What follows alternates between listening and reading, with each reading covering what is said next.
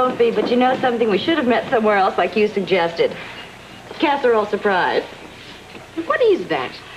It's yesterday's leftovers, which were leftovers from the day before, plus noodles. Looks pretty horrible, actually. Actually, it is pretty horrible, and I keep eating it.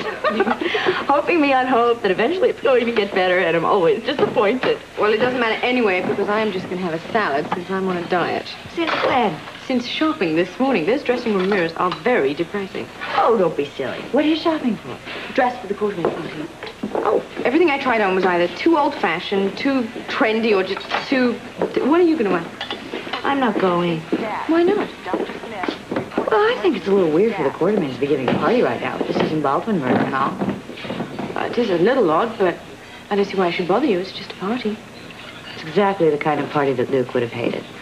Besides, I'm not really a friend of theirs, and I think it would be a little hypocritical for me to go.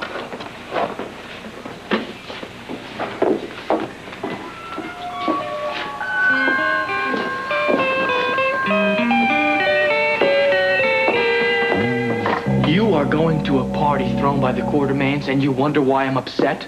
If you'll just calm down for a minute. You're supposed to be my lawyer, not to mention my father. Now, how do you think that's going to look, you showing up at the Quartermaine party? It's going to look like you think that I am guilty and they're innocent. Oh, that's ridiculous, Is Scotty. it? I'm waiting for the hangman to put the noose around my neck, and for all I know, that could be the Quartermaines. They have got every reason to want to see me take the rap for Susan's murder. All right, all the more reason to keep an eye on them. And what better place to keep an eye on them than at a party? That's the best place for me to observe the Quartermaines. I mean, they might let their guard down a little bit, being on their own home ground. Yeah, well, you have a point. Yeah. And you were right about Alan, too. I mean, he once was capable of trying to commit a murder. So who's to say that something might not push him into trying it again? Oh, yeah. Quartermaines will do anything to protect their bank account. So they're worth keeping an eye on. Now that that's settled, I've got to go.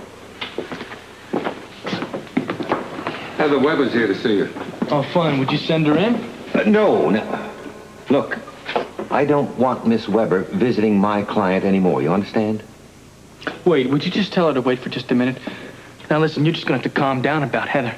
Scotty, that woman is a loaded gun. I'm not going to let Robert Scorpio have any more ammunition than he already has. You know it's true, don't you? Every word of it. Everything I've just said is exactly the way it happened, isn't it, Tolliver, eh? You were planning on blackmailing the Quartermaines, you and Susan together. You were all ready to spring your little trap, but then something went wrong. Susan wouldn't go through with it, would you? She lied to you. She tried to double-cross you. When that happened, you only had one recourse. She wouldn't follow your plan. You had to kill her, didn't you? You've got quite an imagination, Commissioner. You should write detective novels. But I much prefer fact over fiction, Tolliver. Well, here's a fact for you, then. Once again, Commissioner, I didn't kill Susan Baldwin. Let me guess. Next you'll be telling me you didn't blackmail the Quartermaines either. That's right. I'd really hoped that you'd believe me. I never wished the Quartermaines any harm. You had documents that could make life very difficult for them, not to mention make yourself very wealthy if you decided to blackmail them. But I didn't. Then why hang on to those papers all those years? Sentimental value. Oh, spare me. I didn't expect one from your generation to understand real romance. You're all too cynical. I was in love with Lila. We made a commitment. How noble. But what's this got to do with the papers? Oh, I wanted to make sure that Lila was all right. If she was unhappy in her marriage, I could show them to her so she'd be able to get out of it. If she was happy, I'd destroy them. Pardon my cynicism, but I find all this gallantry a little tough on the digestion. Commissioner. Yeah, what is it? We went over to Tolliver's hotel room with a fine-tooth comb. Nothing. No papers? Not a thing. Thank you. Where were we? Oh, yeah. What we do for love, like blackmail. Any blackmailing Susan was doing, she was doing on her own. Really? Well, if you weren't working with her, you tell me how she got her little hands on those papers. What do you mean? I can't make it any clearer, Tolliver. The papers, the ones that you and she... She? Yeah, were blackmailing the Quartermaines with. Now, if you didn't give her the papers, How could she possibly have got them? You know, I think I know how she did that. Sit down and tell me.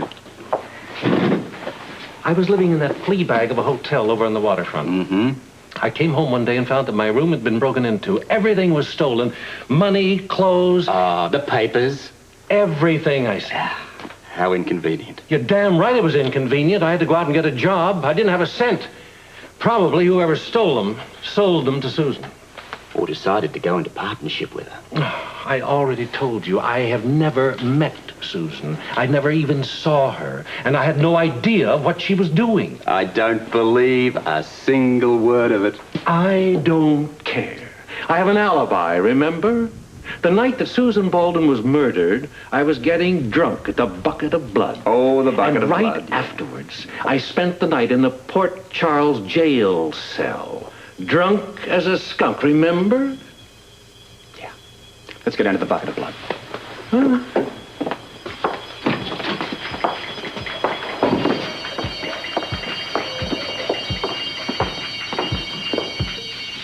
I'm not going to argue with you anymore about Heather. That's it. Would you send Miss Weber in? It's not up to him, it's up to me, and I'd like to see her. No, wait a minute. Just give us a couple more minutes, will you? That's all. Now, Scotty, don't be a fool. That woman can hurt you. She's a friend, and that's more than I can say for anybody else in this town. Well, whose fault is that? Oh, son, listen Stop. to me. Let's just cut this son bit, okay? From now on, it's my attorney. Mr. Baldwin, your client, Mr. Baldwin. That may sound a little confusing, but it's a lot more impersonal. And I'd like to just keep it that way. Trying to be your friend, Scotty. I would like an attorney that is conducting my defense, not conducting my life. Staying away from Heather Weber is part of your defense. She's a bad apple. Everybody knows that. I don't care what everybody else Well, you thinks should about her in care. this town. You should, because your reputation is soiled enough without cavorting around with the likes of her. Thank you. Look, I'm not sorry I said that. Yeah, well, you should be sorry. Because as an attorney, you know better than that. You just don't go making judgments based on people's reputation. That doesn't hold up in court. Oh, well, maybe they should, Scotty, but you and I both know that juries are often swayed by personality and hearsay and circumstantial evidence, such as reputations. Now, fair or not, we both know that things like that often make and break a case. The only thing that is going to break this case is somebody trying to get me out of here. And you think that's going to be Heather? Yes, I do. Oh, Scotty, will you wake up? Her kind of help can hang you. Now, you listen to me, all right? You just stay away from her. Is that another one of your, demands? Be detrimental to your case. I don't care. I am not going to be manipulated into doing things that I don't want to do. I would just assume rot in this cell, then kowtow to anybody, okay? I have a certain amount of dignity. All right. All right, I'm just trying to give you some good advice. Well, thank you. Guard? Would you send Miss Weber in? Now, if you'll excuse me, I have company. Scotty,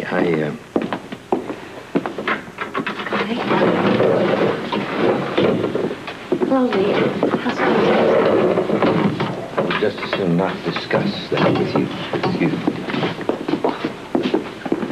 Did I say something wrong? No. I'm glad you're here.